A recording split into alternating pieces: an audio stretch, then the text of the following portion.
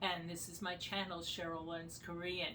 Today I'm going to answer a question that I've been getting a lot of lately. Why did I start learning Korean? And why do I continue to learn Korean? So here's my story. Several years ago, while involved in a rescue, we took in a dog.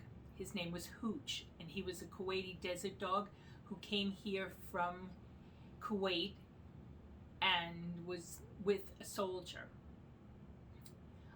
After a couple of years being with this soldier, he had developed some behavioral issues. Despite trying training and other methods to rectify the problem, the soldier was unable to continue to keep him. He wound up with the rescue. The rescue specializes in dealing with behavioral issue dogs and has a lot of experience with dogs from other countries. So it wasn't unusual for us to take in a dog like this. What we found out was, number one, he didn't really respond well to English. Number two, even though he was from Kuwait, he definitely did not respond well to Arabic. We tried. And then we found out that, according to the story, which I personally can't verify, but I believe it, he was originally found by Korean soldiers. When we started to play K-pop, it made a world of difference. He changed. When we learned a few words in Korean, he changed. We watched K-dramas with him. He changed. Was his behavior completely remedied? No. We found out that he had some underlying medical conditions that needed to be addressed. And after we addressed those, he changed for the better. Hooch was a dog who liked to sit on the couch and watch K-dramas. I have fond memories of Hooch where I would come in the morning and turn on the K-pop music, and we'd start off with Big Bangs, Bang Bang Bang, and Fantastic Baby, very upbeat music, and he'd bounce around and be totally silly. And then in the evening before we left, we would put on softer music like Zion T, and he'd listen to songs like Snow or Youngwoodbridge. Unfortunately, after remedying his medical problems, which costed several $1,000s to do, Hooch was diagnosed with cancer. We were told we could expect him to maybe live another 6 months. He didn't live that long. So there were many memories from the time he was with us, some very happy. One of my fondest memories was one day watching Zion T's Snow. It's a very romantic song, and I highly recommend that you Google it and listen to the song, watch the video. All of a sudden, Hooch put his paw on my arm, and I said to him, "Yes, Hooch, this is a romantic song, and you hold hands during a romantic song."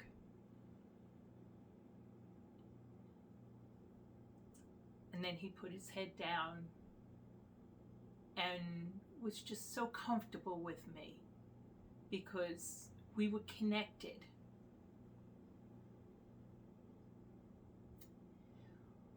When Hooch passed away, before he was taken to the vet, I said my goodbyes, and the president of the rescue told me that he passed away listening to Zion T's Youngwoodbridge. In the chorus of the song, Zion T sings about, let's stay healthy, let's be happy. How ironic. And quite frankly, how emotional for me right now. As if Hooch's passing had just happened.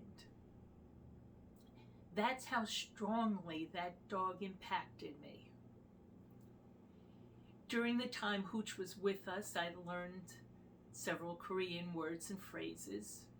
And quite honestly, now that I'm studying Korean, I know that I learned some wrong things. I used the wrong politeness level to speak to him. I didn't learn Hangu, which I should have learned from the beginning. But I figured, okay, there's Romanization. I can do this. Don't learn Korean with Romanization. And definitely study with a good curriculum. That's my advice. So after Hooch passed away, and after myself and others in the rescue grieved our loss, why did I continue?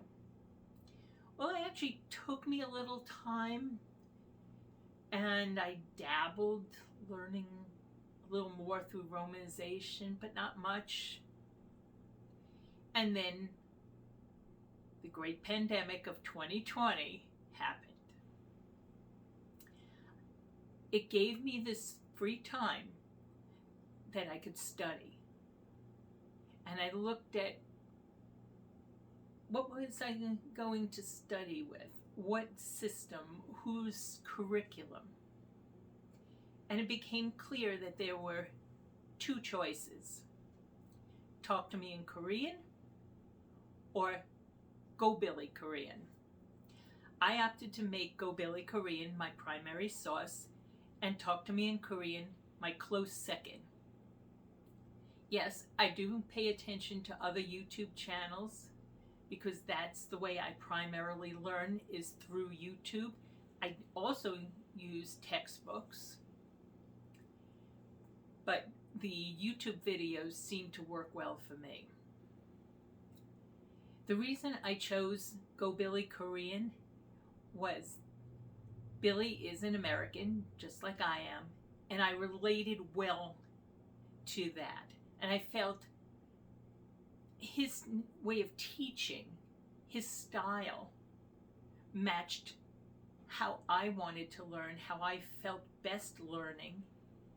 And he was teaching for people like me who were coming from an English-speaking background and learning a foreign language that truly is foreign to us, because you have to throw out so much of what you know and start over in Korean. That was my experience with it. So as the pandemic began and we went into lockdown and I had a ton of free time, I got out my books. I started watching more videos, both by Billy on Go Billy Korean and Talk to Me in Korean. And I started really learning. I finally learned Hangu, so I learned how to write and read the language. And then I started with the very basics of grammar, which I think is very important. If you don't have grammar, how can you create your own sentences and express yourself? It's one thing to be able to say a simple word or phrase because through rote memory you've learned it. It's another to be able to express yourself fully in your own words and in your own thoughts. So I continued. and I started to grow in the language. And then Billy started giving one-on-one lessons. Like a lot of things, we changed our plans during the pandemic and during the lockdown because we had to. And Billy decided, I've got a little time. I can maybe tutor some people. I was his first student, and I continue on a weekly basis to work with him. And this has been how I've progressed. Am I fantastic? Oh no, not at all. I am most certainly a beginner, but I'm gaining ground. And the reason I started the channel, well, some of the reasons include I want to share my journey with others. And on a personal level, I want to document it. I want to see where I am today. And a year from now, I hope you'll stick with me and see where I go with this and how much I learn. Now, I do this partially in memory of Hooch. It's amazing how impactful that dog was. But I also do it because I've realized I really like the language. It's my third language. I really like the culture. I like the food. And I have a dream, an item on my bucket list, to go to Korea and be able to speak to people without having to use English, to be able to express myself fully with anyone I meet, whether it's someone at a museum, a taxi driver, someone in a store, or just someone on the street. And I'm making friends, not just friends within my learning community, but also friends who live in Korea. So one day, I hope to meet them in person and be able to say, 안녕하세요, and have a friendly face saying 안녕하세요 back to me. So that's how I got started, why I got started, and where I'm going. If you like this video, please check that like, hit the subscribe button, and please share this channel with your friends. It's more than just a Korean learning channel. It's a channel for growth. And I hope you're growing just like I'm growing. Because for every day that we continue to learn and to grow, we improve ourselves. Oh, and we improve our mental health. Because I have a theory that by learning another language, especially one as divergent from the one I grew up speaking, which is obviously English, it makes the brain cells fire and makes neurological connections, strengthening your brain. A little side story. Many years ago, I worked in a nursing home, and the residents who were the most with it mentally were the ones who were the most verbal, the ones who were the most engaged, the ones who were the most involved, and the ones who did things like learn something new. So, in my opinion, it's clear to me that learning, even at an older age, which may present some difficulties, is so valuable and worth the time and worth the effort. I hope you'll continue following and join me, whether you're learning Korean or some other language. join me. Thank you. 감사합니다.